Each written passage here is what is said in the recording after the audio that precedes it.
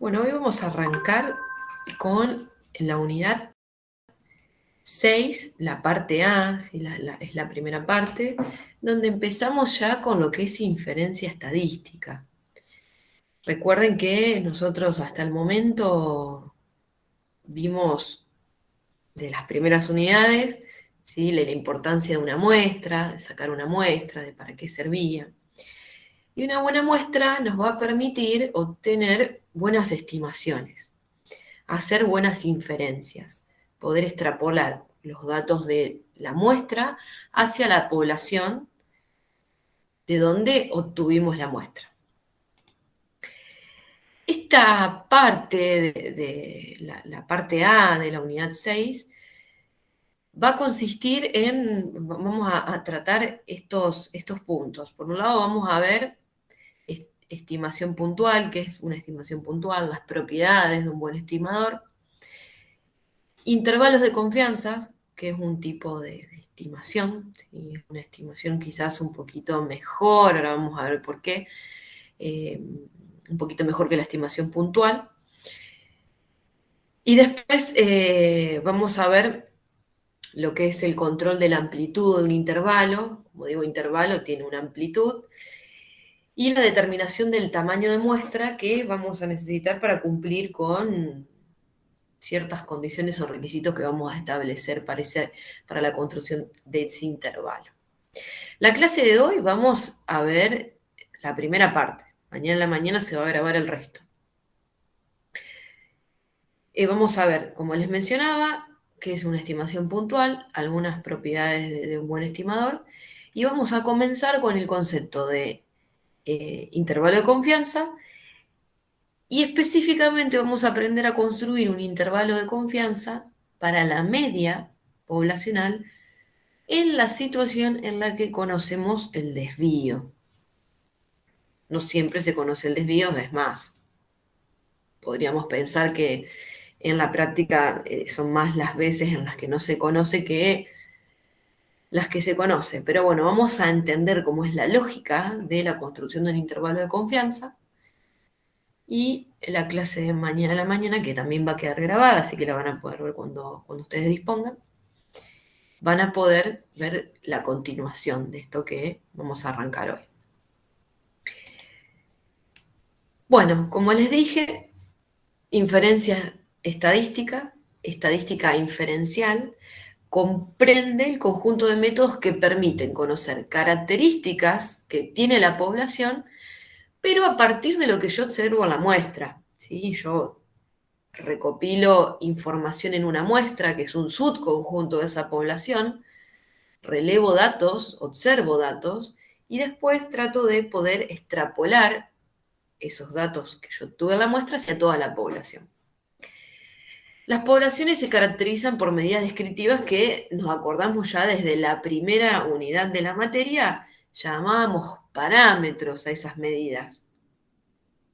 Y como mencioné hace un ratito, usualmente son valores que son desconocidos. Por lo que la inferencia estadística se ocupa de extraer conclusiones de esos parámetros, ¿sí?, poblacionales a partir de la muestra. Estoy repitiendo siempre lo mismo, pero para que quede bien claro. Ahora, ya teniendo en cuenta qué es la inferencia estadística, para qué sirve, vamos a ver las dos grandes áreas de la inferencia estadística. Por un lado, tenemos la estimación de parámetros, unidad 6A. Y por el otro lado tenemos test de hipótesis, unidad 6B. En la unidad 6B van a ver lo que es prueba de hipótesis. Ahora les puedo adelantar, como para que tengan una idea, una prueba de hipótesis se comienza planteando una afirmación que yo puedo creer que es positiva y la voy a evaluar esa información, a ver si es verdad o no es verdad, en función de la muestra. Esa afirmación no es cualquier afirmación, es una afirmación que está relacionada con un parámetro de la población.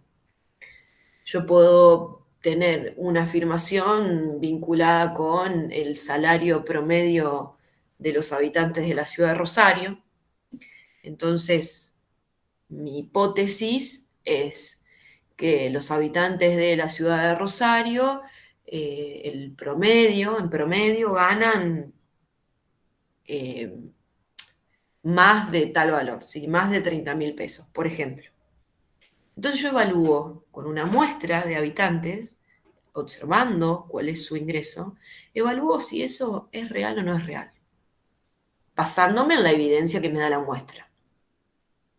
La estimación de parámetros, que es lo que nos compete de la clase de hoy, se separan a su vez en dos áreas. Por un lado tenemos la estimación puntual y por el otro lado tenemos la estimación por intervalos de confianza. Vamos a ver de qué se trata un poquito esto. Estimación puntual. Tengo un parámetro, lo simbolizo con la letra tita, pero puede ser la proporción, puede ser el promedio, puede ser una característica de la población que yo desconozco. Sabemos que es un valor fijo, que como dije recién, desconocido, y nosotros vamos a querer estimarlo, vamos a querer aproximarnos a ese valor que no conocemos. Acá hay algunos ejemplos, como les dije, puede ser la media o el promedio. En el primer caso de ejemplo, tenemos el promedio del consumo eléctrico mensual de las pymes en la localidad de Rosario. Es un parámetro. Yo tendría, para tener ese dato, tendría que saber cuánto consume mensualmente todas las pymes de la ciudad y sacar un promedio de todas las pymes. O otro parámetro que me puede llegar a interesar, la proporción de pymes de la localidad de Rosario que aumentaron su consumo eléctrico en el último mes con respecto al periodo anterior. Lo mismo, me fijo cuánto consumieron las pymes este mes, cuánto consumieron todas las pymes el mes anterior, y ahí evalúo la proporción de las que aumentaron su consumo en relación al total. Estos son parámetros, yo lo podría conocer con un censo. Un censo me va a demandar mucho tiempo, mucha plata. Ya sabemos de la unidad 4 la importancia que tiene obtener una muestra. Entonces, un estimador, tita sombrero, lo simbolizamos así, con un sombrerito arriba. Acá teníamos al parámetro tita. Ahora tenemos tita sombrero. ¿Qué es tita sombrero? Es una función definida a partir de la muestra aleatoria que nosotros obtenemos, con el objetivo de estimar el parámetro poblacional. Por ejemplo, ya conocemos una estimación puntual, el promedio en la muestra, la media aritmética muestral. Es la suma de los elementos de toda la muestra dividido el tamaño de la muestra. Esto, en el caso del ejemplo que vimos recién, lo podemos, en términos del problema, decir que es el promedio del consumo eléctrico mensual de las pymes que integran la muestra. Eso es un estimador, es una función definida en la muestra. La proporción que tenemos P sombrerito es la proporción de pymes en la muestra, ¿sí?, que aumentaron su consumo. Este X es una binomial. Número de pymes que aumentaron su consumo, dividido N, el tamaño de la muestra. En definitiva, ahí vi un comentario. A ver. Tita.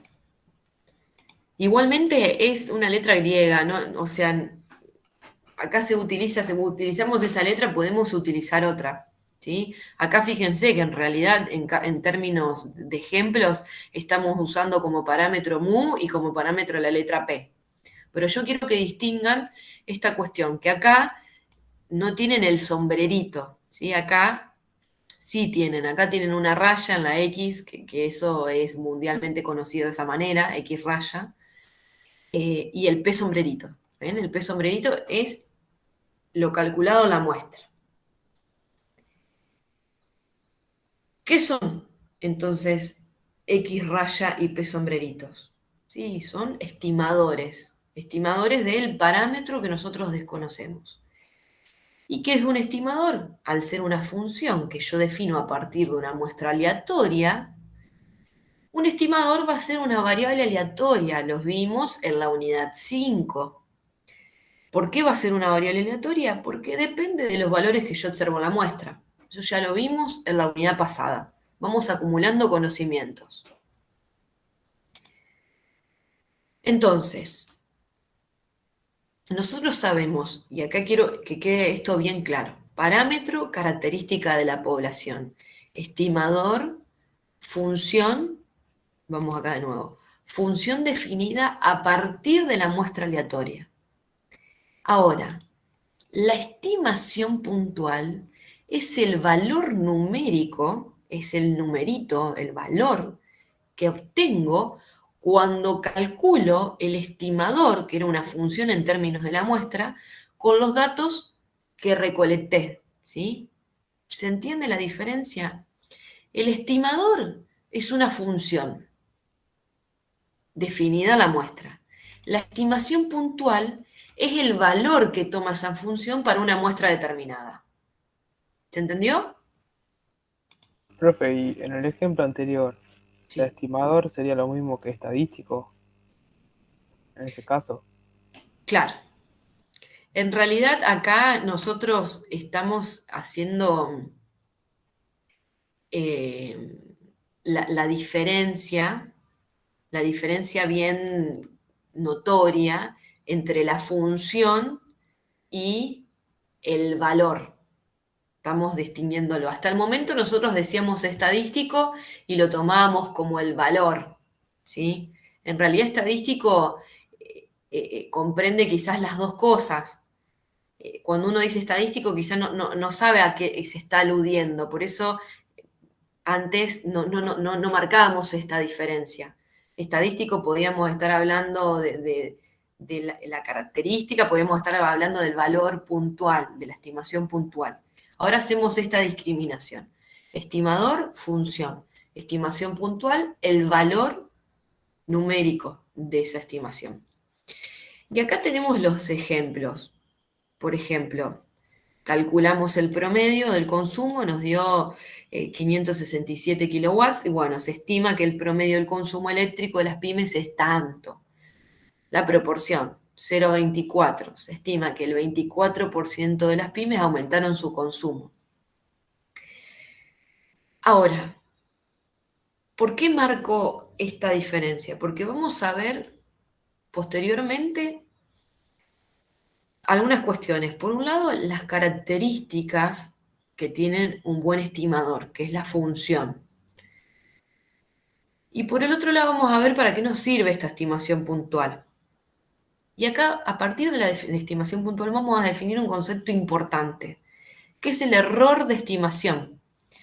El error de la estimación es la diferencia, o el desvío, le pueden llamar igual, entre el parámetro, el valor del parámetro, que generalmente uno desconoce, y el valor de la estimación. Es por eso que generalmente el error de la estimación no es algo que uno lo calcule todo el tiempo, porque no tiene el valor del parámetro. Acá vamos a Profe, nombrar, sí, perdón, ¿la podría volver a repetir la diferencia la que dijo diferencia. usted? La diferencia del error de estimación, que se Ah, diferencia entre el valor. parámetro y... Sí, sí, sí, repetimos, vuelvo atrás. Acá lo marco. La diferencia entre el valor del parámetro, valor poblacional, fijo, generalmente desconocido, es el que obtengo de encuestar a todas las pymes de Rosario, y el valor de la estimación, que es el valor que yo tengo al recopilar datos de una muestra.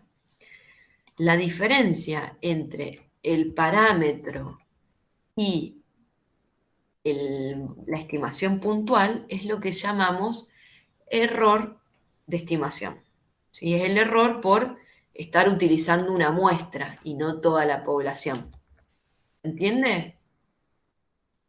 Sí, sí. Muy bien. Entonces, ahora lo que nosotros vamos a ver son las propiedades de un buen estimador. son no requisitos, pero bueno, vamos a dejar con la palabra propiedades. Son características que si se cumplen, vamos a decir que ese estimador es un poco mejor, sí, que el resto. Y ahora vamos a ver algunas situaciones, algunos ejemplos inclusive, que nos van a ayudar a entender un poquito de qué se tratan estas propiedades. Por un lado tenemos la propiedad de insesgado. ¿Cuándo un estimador es insesgado? Cuando la esperanza matemática del estimador es igual al parámetro. ¿Sí? Si yo le calculo la esperanza al estimador, ese estimador tiene como esperanza el valor del parámetro. Acá tenemos, bueno, creo que hay algunos ejemplos, si no, lo vemos hacia acá abajo. Esto es lo que les estaba mencionando. Nosotros ya sabemos que la esperanza lo sabemos por la unidad anterior, por la unidad número 5. Ya sabemos que la esperanza de la media muestral es igual ¿a qué? A la media poblacional. ¿Sí? Eso ya lo vimos en la unidad 5. Entonces, media muestral, le calculo la esperanza, es igual a la media poblacional. Podemos decir que la media muestral es un estimador insesgado. Pasa lo mismo con P-sombrerito o la proporción muestral. Habíamos visto que la esperanza de la proporción muestral es igual a la proporción poblacional. ¿Se entiende esta propiedad? Más o menos. Sí, profe, se entiende. Bien, buenísimo. Esto es bastante teórico. ¿Qué significa? Un poquito, acá está la explicación. Esta propiedad significa que si se obtuvieran todas las muestras posibles, para cada una de ellas yo calculo una estimación puntual. El promedio de todas esas estimaciones puntuales para las diferentes muestras me da el verdadero valor del parámetro. ¿Sí? Ese sería el significado. Quizás en una muestra no me da el valor del parámetro, pero si yo saco muchas muestras, yo puedo asegurar que el promedio de la estimación puntual para todas esas muestras me va a dar el valor del parámetro. Es una propiedad que no es menor, el insesgamiento. Bueno, por otro lado tenemos la propiedad de que un estimador sea consistente o no lo sea. ¿Y cuándo un estimador es consistente? Bueno, si a medida que aumenta el tamaño de la muestra, el valor del estimador se aproxima al verdadero valor del parámetro. Acá tenemos en términos, esto que yo les dije recién en palabras, lo tenemos expresado en términos matemáticos. ¿Qué es lo que estamos diciendo acá? Estamos calculando la diferencia en términos absolutos del valor poblacional versus el estimador. Hacemos esta diferencia en términos de valor absoluto porque no nos importa si es positiva o es negativa, pero sí sabemos que la probabilidad de que esa diferencia sea menor a un épsilon tan chiquito como uno desea arbitrariamente, es un valor muy chiquitito, decimos que esa probabilidad va a tender a 1, porque consideramos que esa diferencia va a ser lo más chiquita posible. Bueno, esto es mucho más poco tangible que la propiedad anterior, pero bueno. En el caso de los estimadores insesgados, ¿a qué equivale? Porque, bueno, esto es bastante teórico. Bueno, sí, ¿cómo demuestro esto? Bueno, esto equivale a decir que la variancia de la estimación tiende a 0. Es decir, que la variabilidad que tiene el parámetro para un tamaño de muestra grande va a ser igual a 0. Tiende a 0. El límite de la variancia del estimador tiende a 0. Bueno, pensemos en los estimadores por excelencia visto en este curso. Media muestral y proporción muestral. Sabemos que la variancia de la media muestral es sigma al cuadrado sobre n. Lo calculamos unidad 5. Y sabemos que la variancia de P sombrerito es P por Q dividido n, también unidad 5. Si yo calculo el límite para n tendiendo a infinito de las dos variancias, ambas van a tender a 0. ¿Por qué? Porque tengo n en el denominador. Si yo tengo un n lo más grande posible, y bueno, ese cociente va a tender a 0. Entonces, podemos decir que tanto la media muestral como la proporción muestral son estimadores consistentes.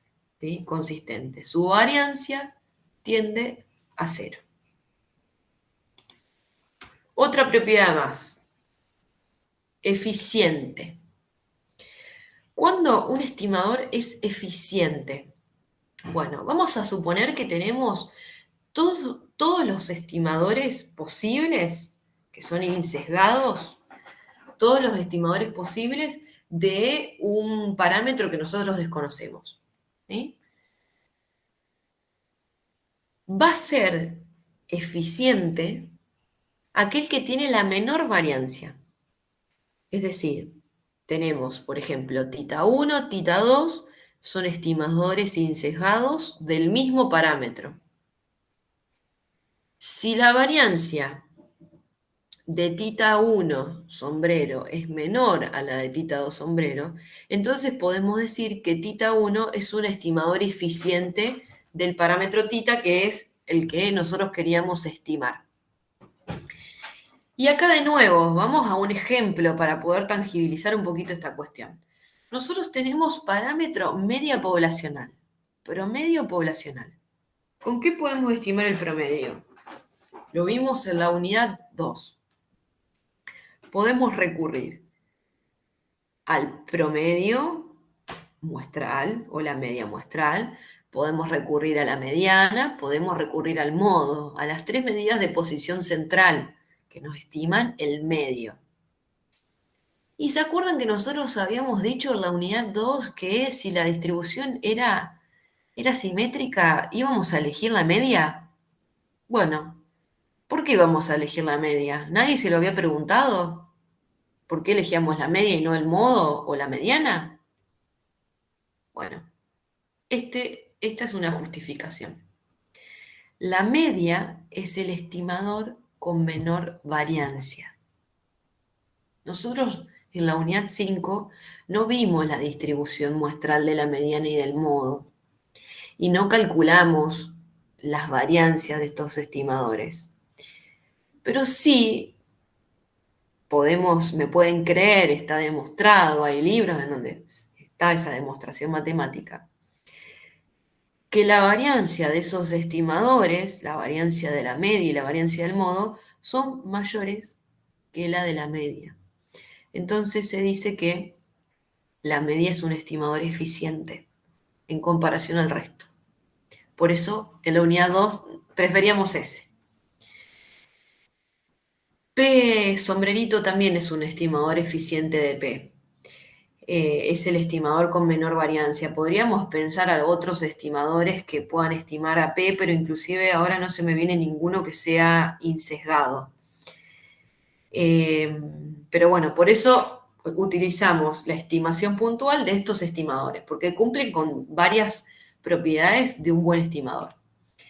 La última propiedad, que también la cumplen estas dos estimaciones que estábamos nombrando, estos dos estimadores, perdón, la media y el promedio, es la propiedad de suficiencia. Suficiente, viene de suficiente. ¿Cuándo un estimador es suficiente?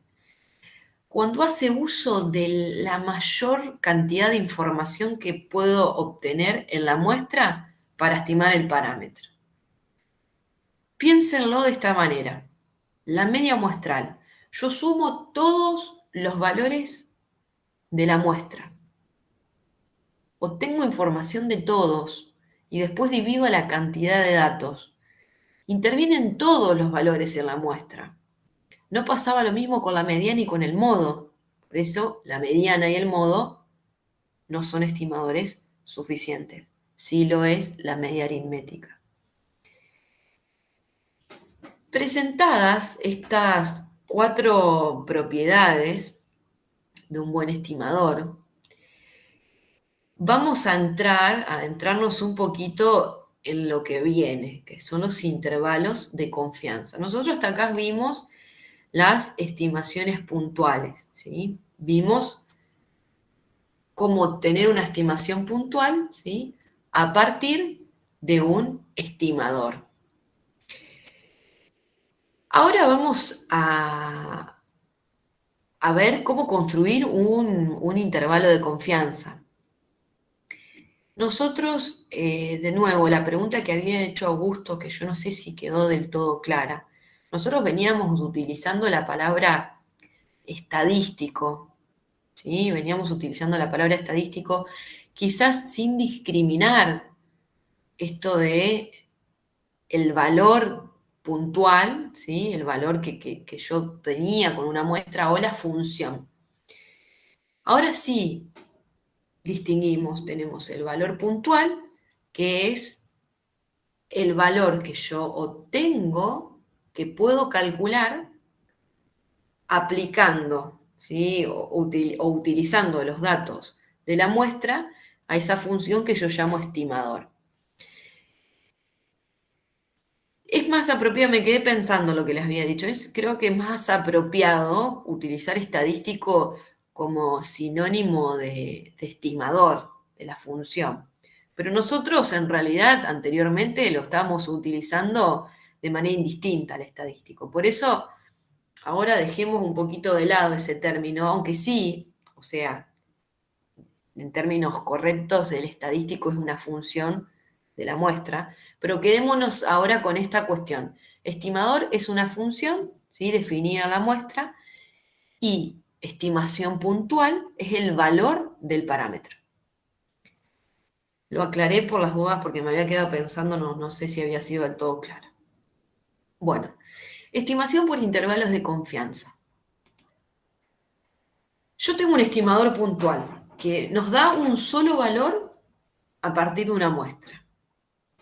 Existe otro enfoque que nos permite arrojar más información. Por eso al principio de la clase yo les mencioné que era mejor, que el intervalo de confianza era mejor que el estimador puntual. No sé si podía decir eso, pero bueno, ahora les voy a explicar por qué esta cuestión. La estimación puntual vimos que puede variar, porque varía de muestra en muestra. Por ende, existe un error de estimación, que es la diferencia entre la estimación puntual y el verdadero valor que yo quiero estimar, que es el valor del parámetro. Entonces está este enfoque, ¿sí? Que nos permite arrojar más información y que consiste en presentar un intervalo de valores del que yo espero, ¿sí? Que se estime el parámetro poblacional. ¿Cuál es ese intervalo? Es el que llamamos intervalo de confianza. No doy un valor único, doy un intervalo. Vamos a ver un poquito más de qué se trata esto. La estimación por intervalo de confianza, como les mencioné recién, nos brinda un intervalo numérico, que lo construimos alrededor de la estimación puntual. Yo tengo el valor de la estimación puntual, le resto algo, que ahora vamos a ver qué es ese algo, y le sumo algo. De modo que ese intervalo que yo definí, teniendo como centro la estimación puntual, tiene que, se calcula esa amplitud de acuerdo a una confianza que yo determino que quiero que tenga ese intervalo para que cubra el verdadero valor del parámetro poblacional. Nivel de confianza. Vamos a ir un poquito. Hasta ahora, créanme, me baso en la estimación puntual, más algo, menos algo. Ahora vamos a ver qué es ese algo y cómo se calcula. Pero sí les puedo decir que viene definido por la confianza. ¿Y qué es la confianza? Bueno, por un lado tenemos esto que está acá en la diapositiva, el nivel de confianza que se simboliza con la letra, con los números, en realidad 1 menos la letra alfa, 1 menos alfa, es la confianza. Ahora vamos a ver qué significa la confianza, pero sí vamos a establecer, o mejor dicho, les voy a comentar, que generalmente la confianza ronda en valores entre 0,90 y 0,99. Son utilizados mayoritariamente esos valores, 0,90, 0,95, 0,99. Lo que no quiere decir que podamos calcular intervalos de confianza solo para esos valores. Son los más ampliamente construidos, pero no significa que yo no pueda calcular un intervalo de confianza con una confianza del 92, del 91, del 97. El riesgo o el nivel de riesgo lo simbolizo con la letra alfa. Y generalmente, bueno, toma valores 0,10, 0,05, 0,01. ¿Sí ven? O sea, se corresponde con los valores anteriores. 1 menos alfa de 0,10 es 0,90. 1 menos alfa de 0,05 es 0,95. ¿Sí? Bueno, ahora vamos a ver de qué se tratan esos valores. Voy a pasar acá por alto. Ah, no, perdón, eso lo veíamos en los ejercicios, pero no importa, yo les voy a adelantar un poquito de qué se trata esto del nivel de confianza, porque si no les queda ahí trunco y no van a saber de qué se trata. El nivel de confianza, ¿qué significa? Bueno, si yo calculo diferentes intervalos de confianza a través de diferentes muestras. Por ejemplo, yo calculo 100 intervalos de confianza, porque obtuve 100 muestras diferentes. Obtengo la estimación puntual y calculo 100 intervalos de confianza. Por ejemplo, intervalo de confianza para la media poblacional. Una confianza de 0,90 me está asegurando que 90 de esos intervalos de confianza van a cubrir al verdadero valor del parámetro. Hay solo 10 de ellos que no lo cubren. Esa sería la interpretación del nivel de confianza. Y de ahí se desprende el nivel de riesgo. ¿Sí? Ese 0,10 que significa, bueno, si yo construyo 100 intervalos, hay 10 que no me cubren al verdadero valor del parámetro. Esto va a entrar más, lo van a poder ver un poquito más en profundidad cuando vean los ejercicios. Pero no quiero dejar de mencionarles de qué se trata esto para que comprendan después lo que sigue.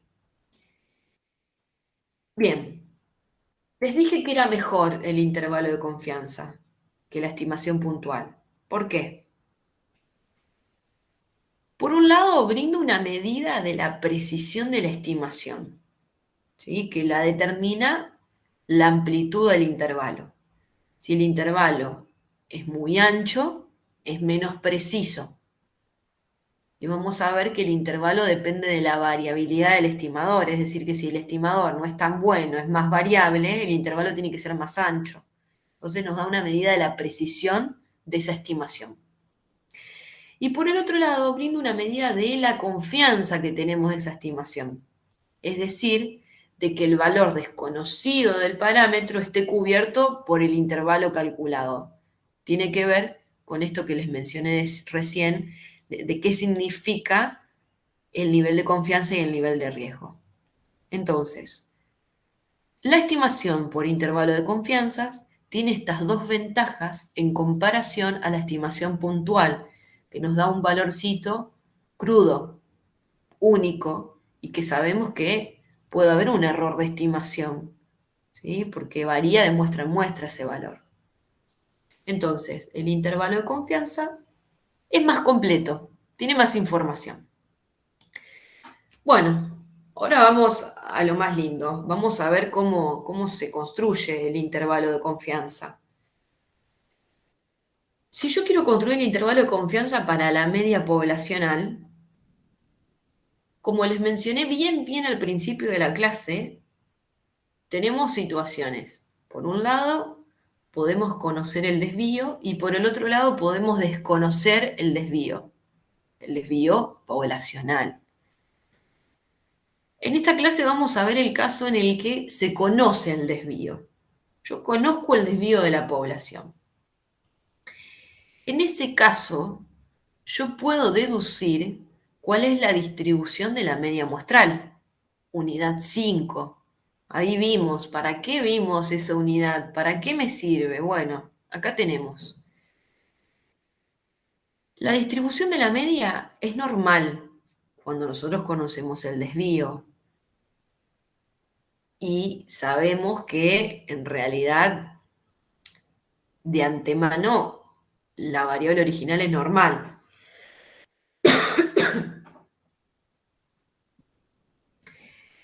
Entonces, tenemos la primera, perdón, estoy un poco tomada la voz.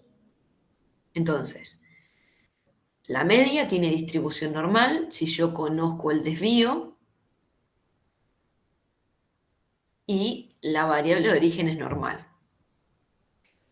O tiene distribución normal si el tamaño de muestra es grande y no conocemos la distribución de origen. Rebobino. La variable original, que es la que yo observo en cada elemento de la muestra, por ejemplo, estábamos hablando consumo de electricidad.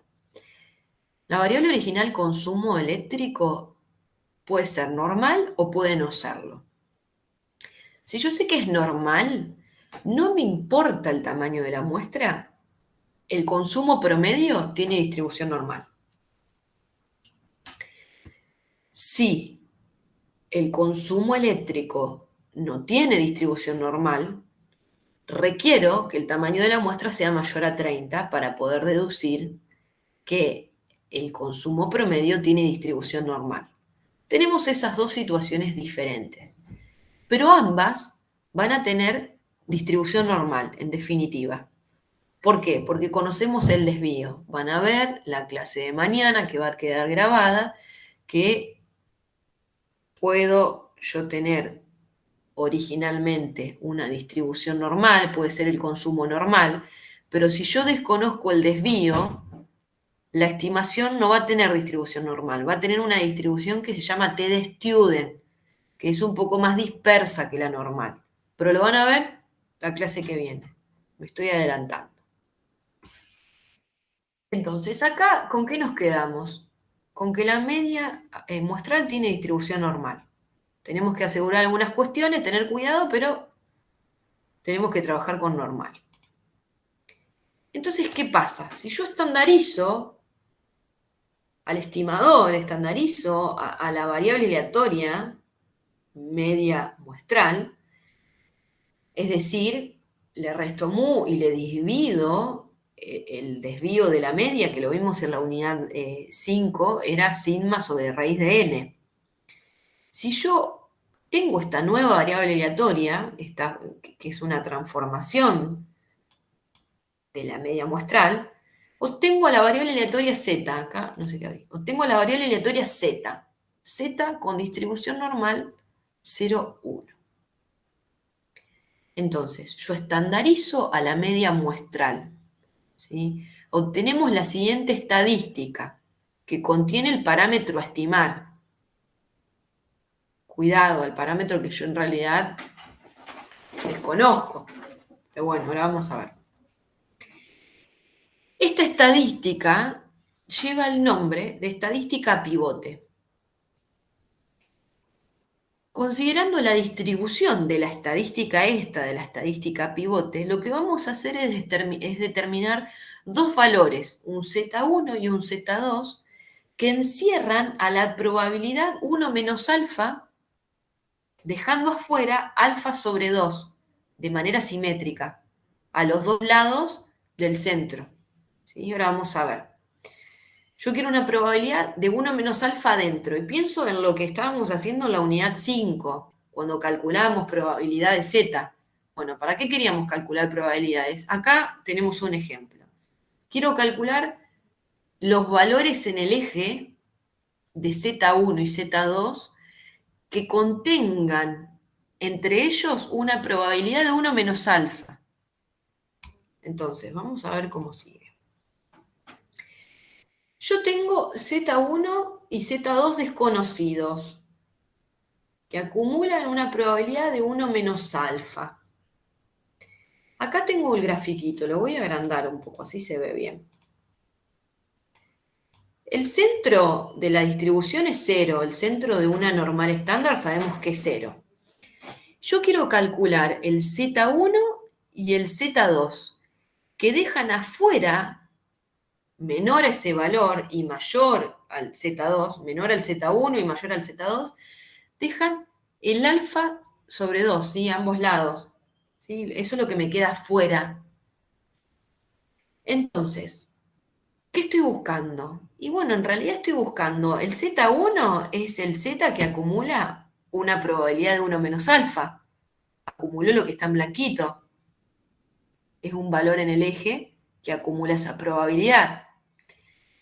Entonces, sabiendo cuánto vale alfa, lo divido 2, sé que es una probabilidad, y voy a la tabla de la normal y me busco cuál sería el valor de Z correspondiente a esa probabilidad. Es la unidad 5, es aplicar lo que vimos a la unidad 5. ¿Y qué pasa con este Z2? Bueno, este Z2 acumuló, por un lado, 1. En realidad, puedo pensar en la antiacumulada acá. Yo quiero dejar afuera el alfa menos 2, que está por encima de ese valor. Y bueno, ¿qué tengo? El Z de 1, ¿sí? Que el Z de 1 va a ser un valor, va a ser 3 y algo, ya 3,49 ya creo que acumulaba a 1. Pero al Z de 1 menos alfa sobre 2, porque yo no quiero acumular este alfa sobre 2 que queda en la cola superior. Entonces, ¿qué tengo que hacer? A 1 menos alfa dividido 2, que es el alfa que nosotros definamos de 0,10, 0,05, 0,01, se lo resto a 1, se lo divido 2 y se lo resto a 1, y me va a quedar un valor de probabilidad, ¿sí? Que me va a quedar un 0,90 y algo, dependiendo de los casos que les mencioné. Es una probabilidad de 0,90 y pico, dependiendo del caso. Busco el valor de Z que corresponde a esa probabilidad acumulada. Y voy a tener el Z1 y el Z2. Acá está expresado cómo va esta deducción de esto que le estuve mencionando con el grafiquito, que me parece que está bueno porque lo entendemos a partir de lo que vimos en la unidad 5. Y está trabajado un poquito esto. Tenemos Z1, Z2, después ya vemos que Z1 en realidad es de Z de alfa sobre 2 y Z2 es el Z de 1 menos alfa sobre 2. Todo esto tiene una probabilidad de 1 menos alfa. Después ya sabemos que el Z lo podemos reemplazar por lo que vale el Z, que es esta función que tenemos acá. X menos mu dividido sigma sobre raíz de n. Ahora vamos a ver por qué reemplazamos por eso. ¿Y qué podemos hacer? Bueno, si nosotros nos ponemos a ver en la tabla, para un mismo valor de alfa, el z de alfa sobre 2 y el z de 1 menos alfa sobre 2 va a ser el mismo, pero con diferente, o sea, uno va a ser negativo y el otro va a ser positivo, porque son los dos simétricos alrededor del 0. Si el Z2 me dio 1,5, el Z1 me va a dar menos 1,5, porque son simétricos alrededor del 0. Entonces reemplazamos y en vez de tener Z de alfa sobre 2, tengo el mismo Z que tenía en la colita superior, pero poniéndole un signo negativo. ¿Y ahora qué voy a hacer? Voy a despejar la X raya y todo esto que está acá pasa afuera, va a pasar afuera de esa desigualdad. Entonces, perdón, el X raya no, el valor puntual, que es el que yo desconozco, porque ese es el que desconozco, el valor del parámetro. Entonces, despejo el mu, que era lo que les estaba diciendo, despejo de esta fórmula el valor desconocido, que es el que yo quiero estimar, porque ¿se acuerdan que yo acá les dije? Este es el valor que yo tengo en la muestra. Este valor supongo que lo conozco. Esta es la raíz de la muestra y este valor lo tengo desconocido. Bueno, ¿qué pasa? Entonces, ¿qué hago? Despejo y me queda acá. No lo conozco. Pero yo sé que la probabilidad de que este valor esté entre esta fórmula y esta formulita es 1 menos alfa. ¿Se entiende qué fue lo que fui haciendo? Bueno, y acá despejé. Vamos a trabajar un poquito esta cuestión. A ambos lados tengo que sumar el X raya, ¿sí? Para que se me vaya, ¿ven? Entonces, tengo el X raya acá, tengo el X raya acá. Y por el otro lado tengo que, ya tenía el Z que estaba acá restando, acá está sumando. Así que tengo X, ¿sí? Menos el Z más el Z por lo que primero despejé de la ecuación, es este sigma dividido raíz de n, que acá estaba dividiendo, entonces tiene que estar multiplicando por sigma sobre raíz de n. Despejé. Despejo el desvío, me queda x raya menos mu. Saco el x raya, ambos lados, se lo resto, pero como mu está restando, tengo que multiplicar todo por menos 1. Entonces me termina quedando esto. Me termina quedando x raya menos z por sigma dividido raíz de n. Y del lado del límite superior, x raya más z por sigma sobre raíz de n. Acá les hice la demostración. Ustedes cuando quieran estudiarlo, inclusive cuando revisen la clase, traten de entender el paso a paso, pero en definitiva lo que quiero que entiendan es el qué implica. Yo acá estoy diciendo que la probabilidad de que el parámetro poblacional esté entre estos dos valores es 1 menos alfa, que es el nivel de confianza. Dijimos que la estimación por intervalo de confianza se centra en la estimación puntual. En ambos lados de la desigualdad yo tengo la estimación puntual como primer valor. Acá le resto algo y acá le sumo ese algo, o sea, le estoy sumando y le estoy restando lo mismo. ¿Y qué es ese algo? Bueno, ahora vamos a ver. Ese algo es un error, es lo que determina la amplitud del intervalo. ¿Qué va a depender? Fíjense de qué depende. Del nivel de confianza que lo vemos expresado con Z. Depende del desvío de la estimación, que es mu sobre raíz de n, que eso a su vez depende del desvío de la variable original y del tamaño de la muestra.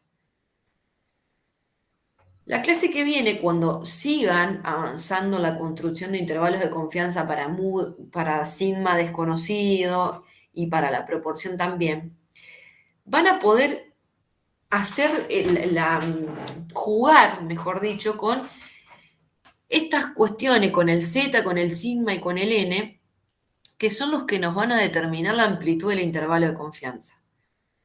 Y eso a su vez no determina la precisión de la estimación.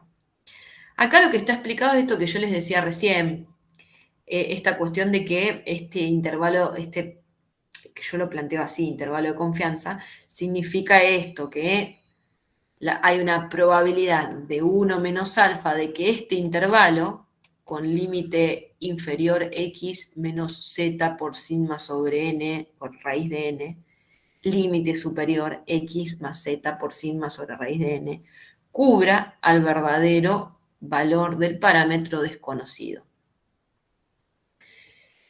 Lo que les dije hace un rato, al sacar una muestra de intervalo, una muestra, yo saco una muestra, obtengo el intervalo, deja de ser aleatorio y obtenemos el siguiente intervalo numérico. Perdón, me trabé. Este es el intervalo de confianza.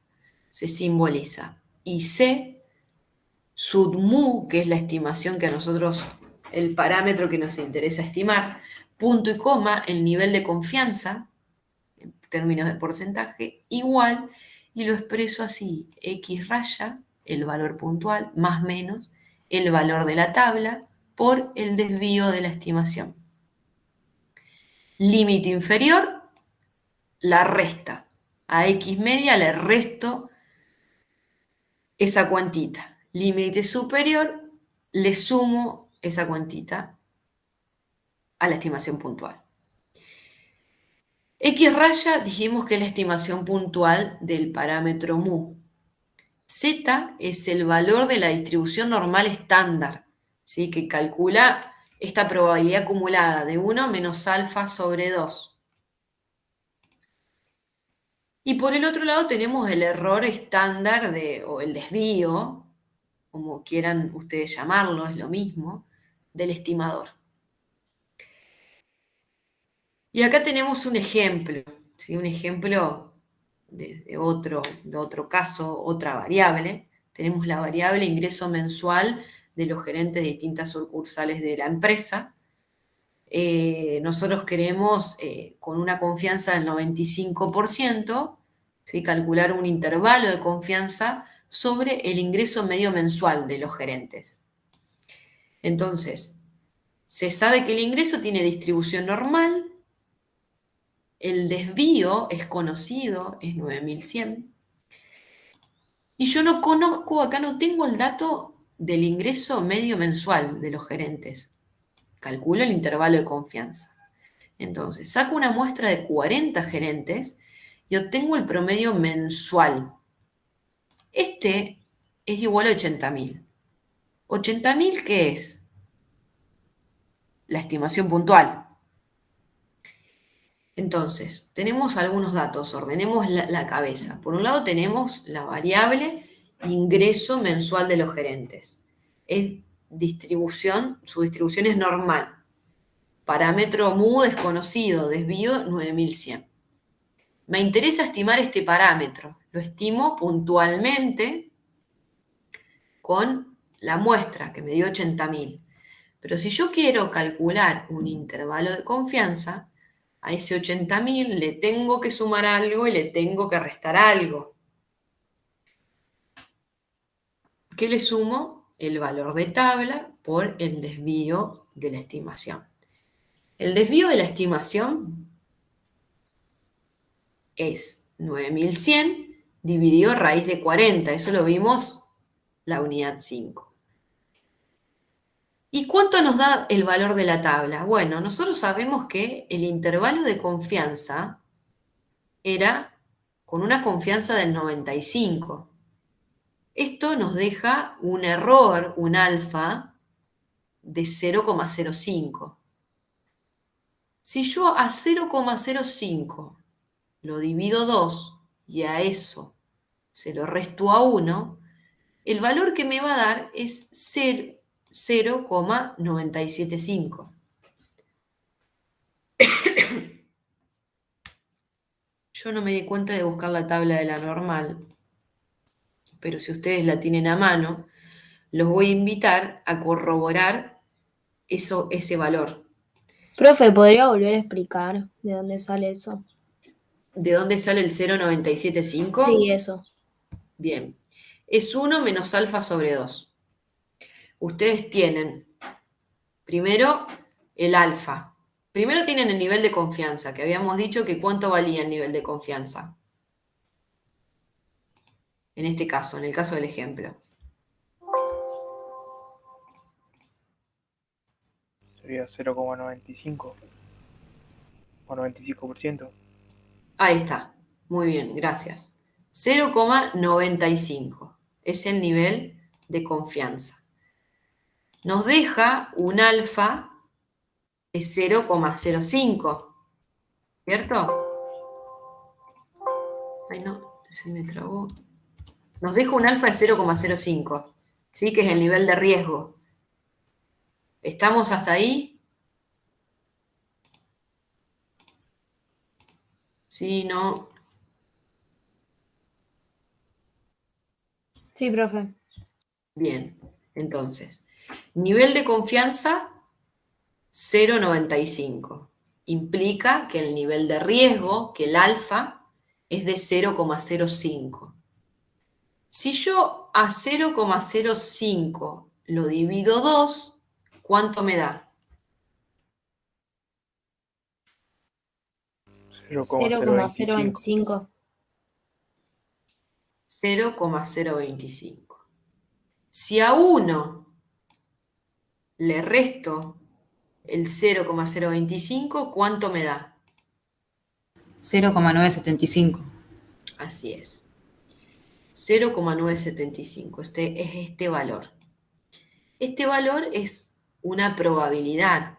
Lo que tienen que ustedes buscar es la tabla de la normal, que los invito a hacerlo ahora, y ver cuál es el valor de z que acumula esta probabilidad. Lo que hacíamos, ya eso lo hacíamos en la unidad 3C. A partir de una probabilidad, buscar un valor en el eje. Acá tiene una probabilidad, tienen que buscar un valor de z. ¿Tienen la tablita? 1,96. Gracias, y no vi quién habló. Bueno, quedó grabado, así que después voy a ver quién habló. Muy bien. Agustina, profe. Agustina, muy bien, Agustina, gracias. Exactamente, el valor de z es de 1,96. Entonces reemplazo por los valores. Bueno, en la estimación puntual, 80.000. Más menos 1,96 el valor de tabla por el desvío de la estimación. 9.100 dividido raíz de 40. A 80.000 le resto esta cuentita y me da 77.179,88 y le sumo esta cuentita y me da 82.820,12. ¿Cómo lo interpreto? Con una confianza del 95%, el intervalo, este intervalo acá, cubre el verdadero valor del ingreso mensual de los gerentes de las distintas sucursales de la empresa. Eso es cómo lo interpreto. Antes yo tenía el 80.000 solo. Ahora no, ahora tengo un intervalo.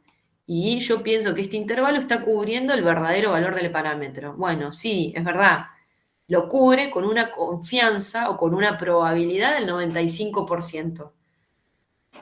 En 95% de los casos, el intervalo cubre al valor desconocido del ingreso medio mensual. En el 5% no lo cubre. Eso es lo que está diciendo el intervalo.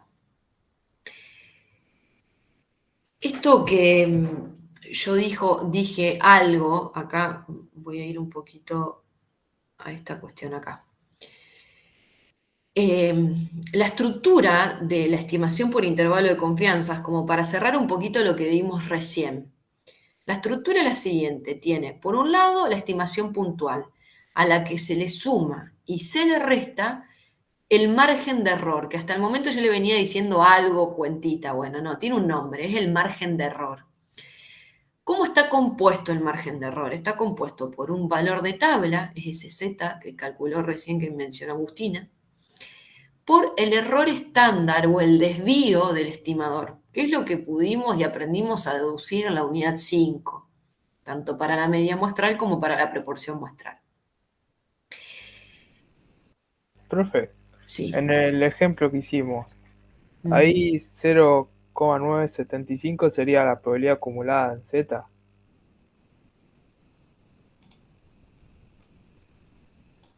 Este 0,975 es la probabilidad que debe acumular el Z. Yo quiero saber cuál es el Z que acumula esa probabilidad. Bien, gracias. Debe ser Gracias. acumulada hasta 1,96. Exactamente. 1,96 es el valor de Z que acumula esta probabilidad.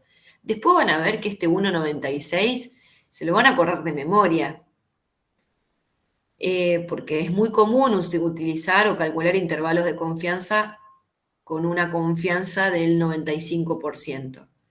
Para cualquier intervalo que ustedes calculen con una confianza del 95%, considerando distribución normal, puede ser que tengan la T de Student, que la van a ver la clase que viene, el valor de la tabla es 1,96, siempre. Siempre que sea confianza del 95%.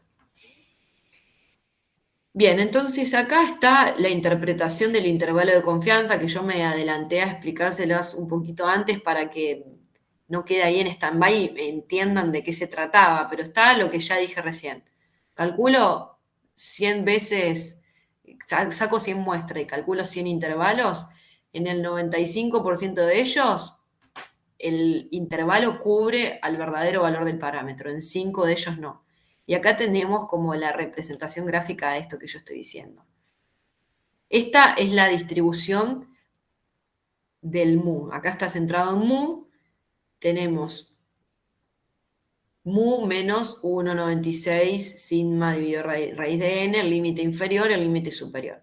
Nosotros calculamos intervalos de confianza con esta amplitud, pero desconociendo el mu verdadero.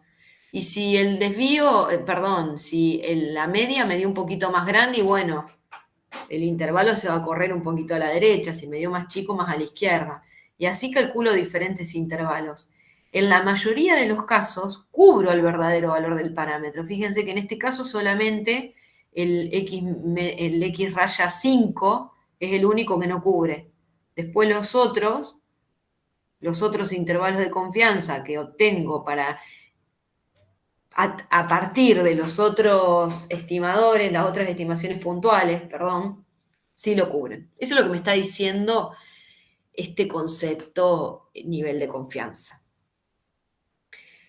Pero bueno, yo quería que quede claro esta cuestión, cómo es la estructura. Entendiendo esta estructura, van a poder construir intervalo de confianza para otros parámetros con otras distribuciones, pero tienen que tener en cuenta esto. Estimación puntual más menos un valor de tabla y el desvío de la estimación. Esto que yo llamo margen de error es lo que nos va a dar la amplitud del intervalo. Cuando yo tengo un margen de error más grande, la estimación es menos precisa porque es más ancho. Si yo acá, por ejemplo, hubiese tenido un intervalo de confianza entre 30.000 y 30.000, entre 40.000, por ejemplo, y 120, si me queda más fácil calcularlo, entre 30.000 y 130, qué sé yo, estoy hablando de una amplitud muy grande y no me aporta información, es poco preciso. Yo necesito un intervalo que sea, o por lo menos eso voy a querer, ¿no? Que no sea demasiado amplio. Entonces ahí hay que jugar con algunas cuestiones. Más confianza yo tengo, más ancho va a ser el intervalo, menos preciso va a ser. Entonces ahí tengo que jugar con esas cuestiones, ¿sí? Yo quiero asegurar una confianza buena, una confianza alta, pero tampoco quiero un intervalo recontra amplio, recontra impreciso. Y eso les queda para analizarlo un poquito la próxima clase. Acá, esto que yo les mencionaba, observaciones de acuerdo a la precisión. Esto que yo simbolizo con la letra E es el error, ¿sí? Esto acá, el margen de error. Y esto que yo les decía, o sea, bueno, lo vamos a ver ahora. Total, la clase que viene van a seguir con el mu desconocido. Vamos a hacer esta cuestión de observar algunas cositas en relación a la amplitud del intervalo. Pero antes de avanzar, yo quiero saber, ¿quedó claro cómo se construye?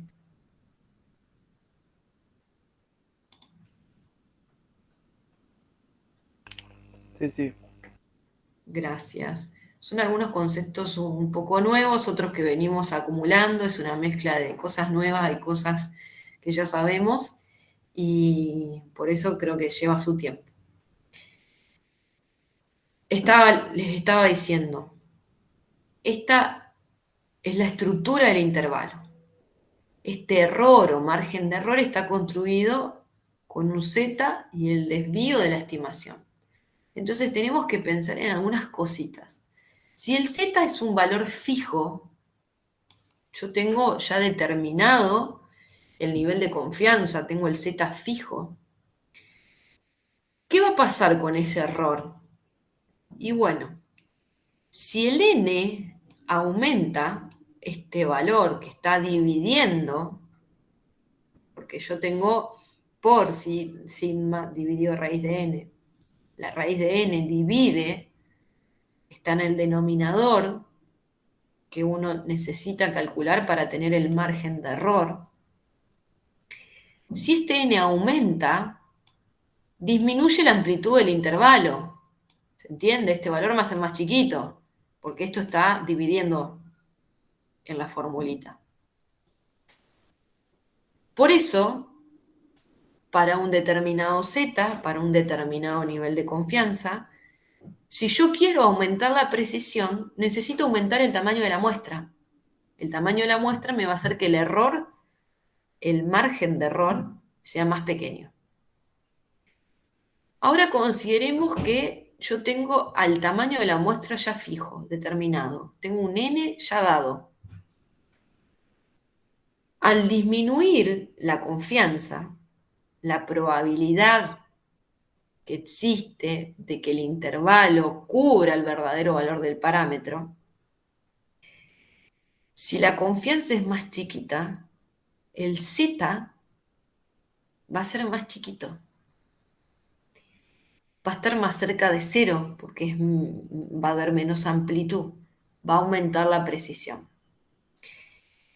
Y considerando la última situación que tenemos, el nivel de confianza fijo y el n, el tamaño de la muestra fijo, lo que me va a disminuir la amplitud es tener menor variabilidad. Si este valor es más chiquito, en definitiva la cuentita me va a dar más chica, me va a aumentar la precisión. Estas son algunas cuestiones y observaciones que están buenas de tener en cuenta a la hora de poder entender cómo juegan estos elementos que forman parte de la construcción de un intervalo de confianza. A modo de ver una cosita extra relacionada con la estimación puntual del promedio poblacional, sabiendo que el error tiene esta fórmula, para este caso, sigma conocido, podemos deducir de esta fórmula el tamaño de la muestra, el n. Es decir, deducimos el tamaño de la muestra que necesitamos para un determinado error que nosotros fijamos, que fija el investigador, y una confianza que nosotros querramos, conociendo el desvío poblacional. ¿Qué hago? Despejo el n de la fórmula. Entonces vamos a tener, por un lado, el z por sigma, me queda ahí.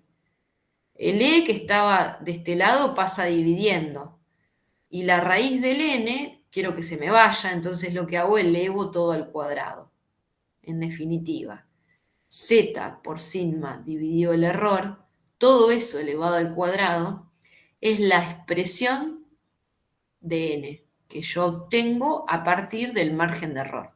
¿Sí? Es la formulita para calcular el n que necesito para cumplir con esos requisitos que establece el investigador. Establece un error determinado, un nivel de confianza determinado y conoce el desvío. ¿Sí? Entonces, cuando yo deseo estimar la media, el tamaño de muestra va a depender de esas cuestiones, del nivel de confianza, del margen de error, ¿sí? Y del desvío. Esta formulita ahora está puesta de manera a ver, ¿cómo les aclaro? Está puesto de manera un caso simple, como considerando un muestreo simple al azar, como calculamos también el intervalo.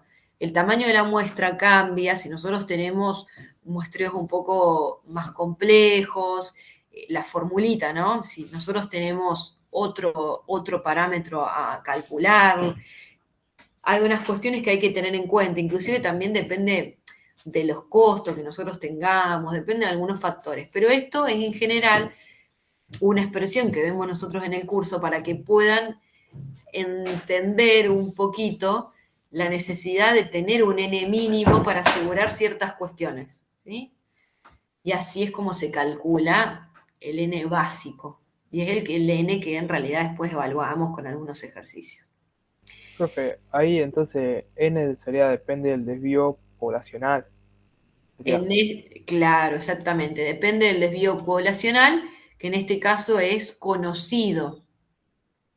Sí, Acá, fíjense que les adelanto, estimación por intervalo de confianza de la media con desvío desconocido.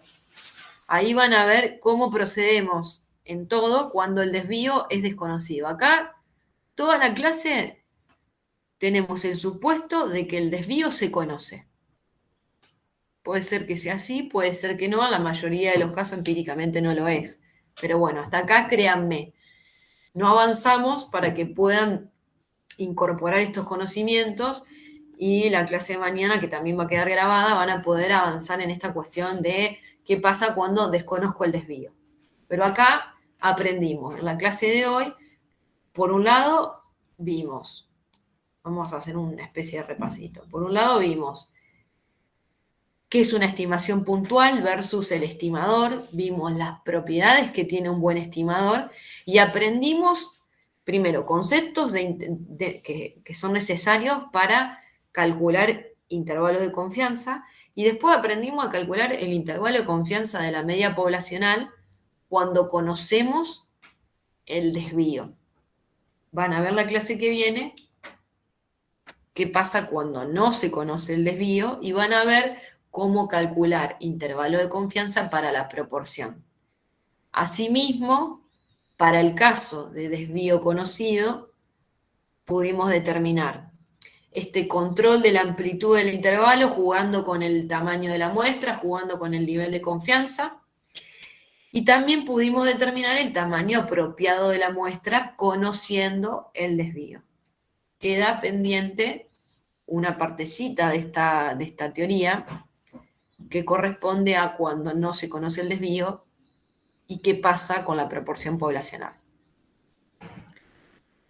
¿Alguna duda? No, profe. Bueno, buenísimo. Profe, yo tengo una Sí, duda. sí. Cuando mostraste, creo que el primer gráfico, creo que dijiste como que Z2 iba a ser el opuesto de Z1. Sí, vamos acá, a ver, acá, sí, Entonces nosotros podríamos trabajar en vez de con, por ejemplo, 1 menos alfa sobre 2 y después, o sea, Z1 menos alfa sobre 2 o menos Z1 menos alfa sobre 2, podríamos trabajar con alfa sobre 2. así es. Podrían buscar en tabla. En el caso del ejemplo sería un Z que acumula una probabilidad de 0,025, ¿se acuerdan? Si lo buscan en la tabla de la normal les va a dar menos 1,95, menos 1,96, perdón. Exactamente menos 1,96. Entonces, es lo mismo, uno u el otro. Para respetar y entender un poquito la lógica, nos quedamos con el valor de Z positivo. Entonces, nosotros sabemos que el margen de error, está acá abajo, es el Z positivo por el sigma sobre raíz de n. Por eso trabajamos con el que está por encima del 0. pero no importa, ustedes si no se acuerdan el número de memoria, que es lo más probable al comienzo, pueden buscar cualquiera de los dos. Van a hacer lo mismo. Uno va a ser menos 1,96 y el otro va a ser 1,96. Para el caso de un nivel de confianza de 95. Después van a haber otros niveles de confianza. ¿Sí? ¿Respondí tu pregunta? Sí, sí, sí. Buenísimo. Gracias. No, de nada. Bueno, voy a tener la grabación.